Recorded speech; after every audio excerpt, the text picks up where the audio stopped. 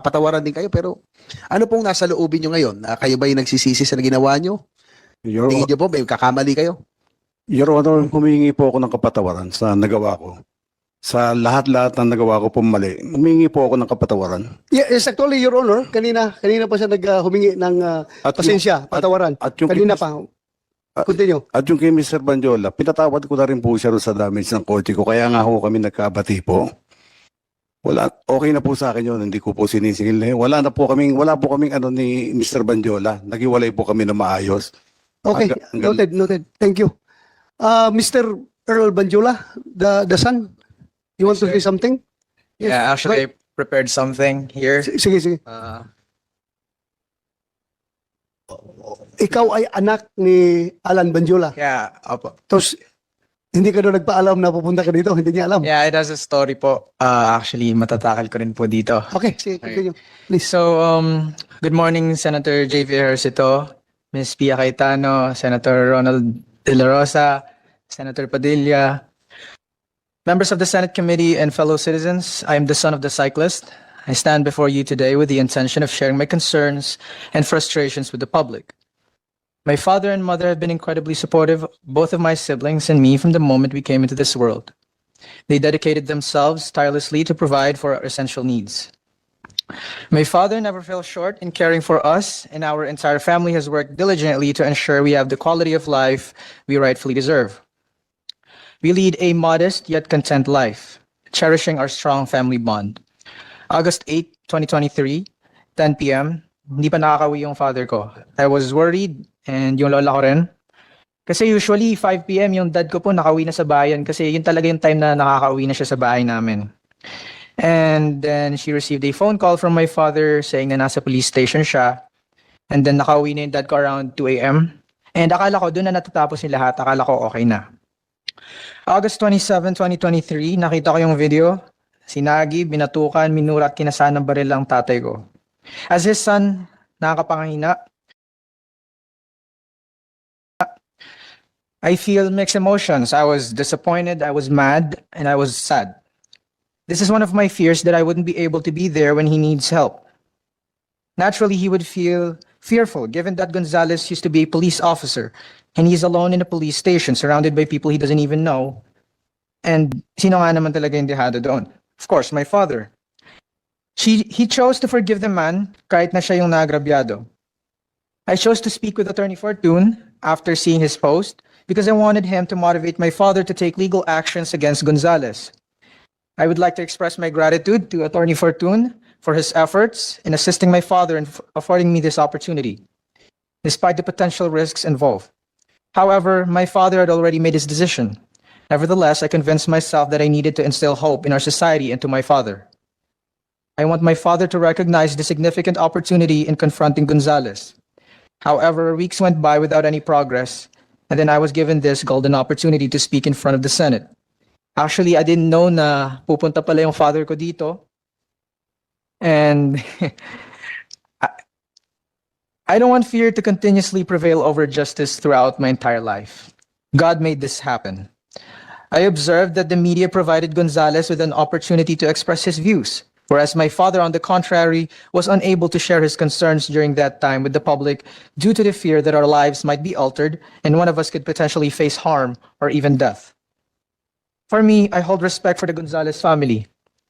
But it is crucial for everyone, regardless of their wealth or status, to follow the legal procedures that apply to all human beings. The law dictates this. And resorting to threats and abuse of power should not be the approach.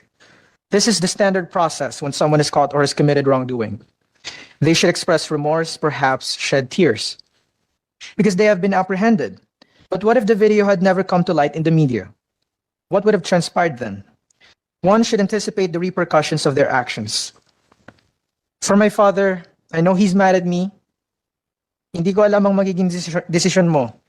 But as your son, nire-respeto kita sa desisyon na gagawin mo. Actually, he doesn't want me to be here because he fears that baka anong mangyari sa akin or to my brothers and sisters or even our family. But I want to man up. I want to show courage. I'm still grateful that you showed us that you care for us. And I'm grateful that you are my father. Either you want to forgive him or not, I want to make sure you understand that whenever an opportunity arises or a significant societal shift occurs, it's crucial to take advantage of it. This action will help safeguard the well-being of future generations. To our senators, it is their responsibility of each and every person in the government to prove that it isn't, that our justice system is not flawed. They have to prove it. They have to defend the underprivileged and vulnerable.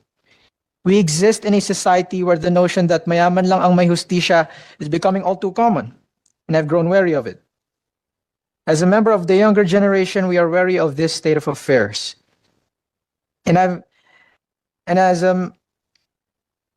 We're tired of witnessing daily news reports detailing the abuse, harassment, killings, injustices, and numerous other injustices suffered by our fellow citizens. And my father is a victim of injustice.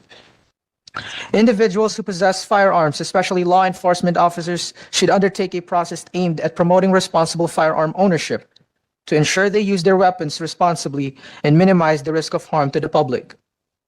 Those in positions of authority should exercise their power responsibly for the betterment of society. Public taxes should be utilized for the greater good, enabling the creation of laws that ensure the safety of our citizens both day and night, whenever and wherever they venture outside. And it is important to recognize that fear acts as a constraint as humans. I want my father to understand that. Kung ipapakita natin na takot tayo sa ating mga kababayan, yun na din ang magiging paraan ng pamumuhay nila habang buhay. Mananatili tayong takot. We must break the cycle. We must exhibit not only resilience but also courage in the face of those who oppressed us. Cease to underestimate the youth, for they represent the future. Don't diminish our potential. Despite our youth, our determination for change exceeds conventional expectations. And allow me to end this with a quote. Injustice anywhere is a threat to justice everywhere. We are caught in an inescapable network of mutuality, tied in a single garment of destiny. Whatever affects one directly affects all indirectly. I hope the Senate will find merit in my words. My aspiration is that this will also serve as a beacon of hope to my father and for the public, indicating the possibility of societal transformation. Thank you. Thank you, Mr. Earl Banjula. We heard you loud and clear. And thank you for manning up in behalf of your father. And I would like to congratulate your father for raising you up to be a fine gentleman you are today. Ha? Pasalamat pa rin sa tatay mo. Ha? Sana walang samaan ng loob between you and your father. Because sa akin, napaka-importante yung pamilya. Ha? Mr. Alan Banjula, may samaan ba kayo ng loob ng anak mo? Okay lang? Actually, nag-aalala lang po sa kanya yan. Nag-aalala ka lang. As a father po. Kasi hindi ko po alam na nandito yun eh. Akala ko kung nasa school po. Actually, di Kasi po ako humingi sa nagkating akin ng take note lang ah. Humingi Mamaya sa pa akin yung pasok yan, ko. papasok ng school. So, hindi ko po alam na nandito yan. Mamaya, pumasok ka na ha? Galing mo dito. Mamaya pa po yung pasok ko.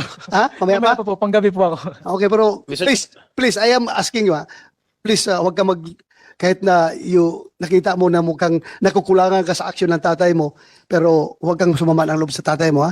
At Mr. Banjula, napaka-importante po yung pamilya. Kaya yung anak mo, intindihin mo rin yan dahil you raise him up to be a very good person. Kaya siya nagsalita ngayon. Hindi ko po siya masisisi, Your Honor, kung hinahangaan niya si Atty. Raymond Fortun. Kasi magaling naman talaga abogado. Pero wala po ako magagawa sa sitwasyon na yan. Model niya. Naging model niya. Mr. Chair, Yes, pwede ba laman kung saan nag-aaral si Earl? sandali lang. I would like to acknowledge the presence of Senator Jingo Estrada. Pasensya ka na, Your Honor. Hindi Okay kita lang. recognize. Sorry for coming in late. Nag-attend ako ng isang hearing pa. Yeah, thank you, thank you. Saan ka nag-aaral, Earl? National University po. National University? From elementary to college? Hindi po, college lang po. Elementary? High school? St. Vincent de Paul Academy. Ano kinukuha mo? Civil Engineering. Civil engineering sa NU. Because you have a good diction, ha? Okay. Sige. Salamat. Bakit? Mas maganda pang diction niya sa diction ko. Ikaw, Senator Jingo, you're implying something, ha? My diction is very Bisayanic, ha? Anyway, ganun talaga ang buhay. Hindi ako nakapag-aral sa private school, kaya barangay school lang yung akin. But anyway, senador naman ako ngayon. Sino pang gusto magsalita? I would like to entertain. Nandito na lang kayo. Pagbigyan ko kayo. Please raise your right hand para hindi ko na kayo in order. Baka may prepare kayo. Pakinggan namin kayo habang andito kayo. Yes, lahat ng mga representative ng bike community, I will give you the floor. Sinong mauna? Please go ahead, Attorney Porton. This time, you are our resource person. Yes, You're not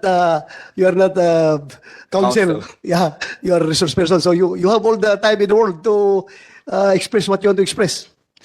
Chairman, Mr. Senator Bato de la Rosa, Senator JV Ejercito, the other honorable members of the Senate Committee on Public Order, magandang tanghali po sa inyo.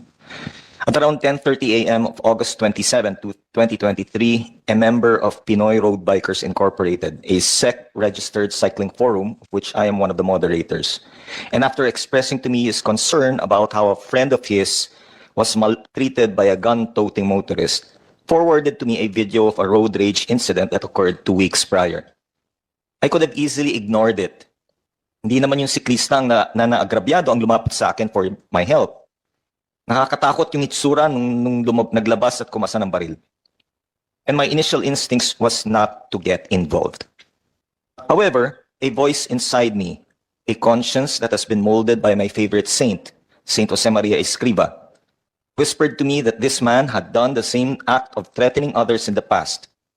This wasn't the first and last time he will do it to a cyclist, a motorcyclist, another motorist, or a neighbor. Saint Josemaria has exhorted laymen to be spontaneous in moments like these, to be selfless despite the obvious risks to life, to be a saint in the middle of the world. I posted the video on my Facebook page and asked for help to identify the gun-toting individual. I knew that there was no financial gain for this act. I have no political agenda, as I'm not even a member of any political party or organization. Hindi ko kailangan magpasikat. My close friends and even the media know that I enjoy my privacy. But my duty as the moderator of the largest cycling forum in the Philippines and my duty as a citizen of this country compelled me to help the poor cyclist, to get this madman off the streets, to protect other Filipinos who might be his victims in the future. Nung kinagabihan, nag-usap kami mismo nung siklista. Sinabi niya na takot siya para sa pamilya niya. Kahit na nangako ako na ilapit siya sa mga senador tulad ni Senator J.D. Ejercito, Bato de la Rosa, or Pia Cayetano. Kahit na sinabi ko na ibibigay ko sa kanya ang lahat ng attorney's fees ko kung ito ay ibibigay ng husgado. Tinanggihan niya ang aking alok na tulong legal dahil sa tinding takot para sa kapakanan ng kanyang pamilya. Ginamit niya po yung word na riding in tandem. Pwede niya pong aminin yan ngayon. His refusal to avail of free legal services did not dishearten me. Instead, it steeled my determination to pursue this matter, even if it meant exposing my family to danger. For I come from a state university where the graduates live by the motto, kung hindi tayo kikibo, sinong kikibo? Kung hindi tayo kikilos, sinong kikilos? Honorable Senators, I come to this hallowed chamber to ask for your help. Yes, you do have the power to conduct investigations to ferret out the truth not only on what happened between Alan Bandiola and Wilfredo Gonzalez on August 8, 2023, but also to find out from where Mr. Gonzalez acquired the temerity to pull out and cock his gun on an unarmed cyclist. Sinong nagbigay sa kanyang lakas ng loob? Sino ang kanyang sinasandalan? Ano ang ginawa ng mga responding policemen? Why was Bandiola left alone, afraid and hungry for 5 hours at Galas Police Station? The only outcome being a handwritten kasunduan that even left out the details of the grave threats committed by this ex-policeman, who should be held responsible for Bandiola's seeming loss of faith, that his honor would be vindicated and that the perpetrator would be punished. As a Filipino citizen, I ask the honorable senators to see if our laws need to be amended to ensure that only those who are psychologically fit would be given guns, to increase the penalties for gun holders who are found to have misused the guns they have been privileged to possess, to provide for funds to increase the number of closed-circuit televisions in all barangays for the protection of all, and to instill upon the Philippine National Police to live by its promise, quote, to serve and to protect, close quote. Finally, I believe it is about time that a law be passed that truly encompasses the needs and protection of cyclists, to consider tax incentives to companies that provide bike parking areas and shower facilities, to consider giving tax exemptions to employees who use their bicycles instead of their cars as a practical way of decongesting Metro Manila streets, to reduce the customs duties and taxes for bike parts so that the same may become more reasonable for the bike-to-work community, and to improve the bike lane infrastructure so that more people will be encouraged to use the bike lanes in going to and coming from work, if not for exercise. What happens to Mr. Gonzales is not my concern. That is a police matter. Kung ayaw ng siklista na makulong si Mr. Gonzales para di na mangyari sa iba yung ginawa sa kanya, nasa sa kanya na yon. My only wish is that out of this Senate investigation, laws will be passed for the protection and good of all, for cyclists as well as the general public. I have faith that you fine gentlemen and ladies of the Senate can make this happen during our time. Maraming po salamat. Thank you, Attorney Porton. And thank you, you Mr. for Chairman. taking the cudgels for us, the cycling community, including us, Senator JB, Senator Pia. Ako, we are all cycling enthusiasts.